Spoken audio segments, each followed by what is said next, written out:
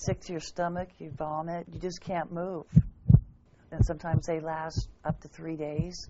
I would rather have a baby with no epidural than have a migraine headache. That's how excruciating they are.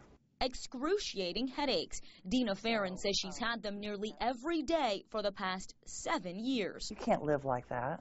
And she's not alone. It's estimated that 29 million people in the U.S. suffer from migraine headaches. And like many of those people, Farron tried everything from medication to surgery, but nothing helped until she met Dr. Zeev Peled. Many people still don't know that this type of surgery is possible. He's one of only 2 doctors in the Bay Area performing peripheral nerve surgery to treat migraines.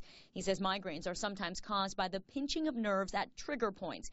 In Farron's case, the back of her head. The procedure clears away tissue, muscle, even arteries that are compressing the nerve, causing pain. He says it's like unclogging a crowded freeway.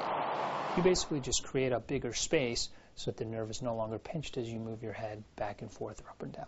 I'm sitting here smiling. I mean, it's a miracle. Just 3 months after surgery, Farron says her headaches are gone. Dr. Peled says his other patients have had similar results. We're batting 1,000 every patient. Dina's obviously over the moon. She's done very, very well. And while not everyone who suffers from migraines is a candidate, Dr. Peled says thousands of people could benefit from this procedure. For Dina Farron, a 2-hour surgery took away 7 years of pain. It's amazing. Vicki Nguyen, NBC Bay Area News.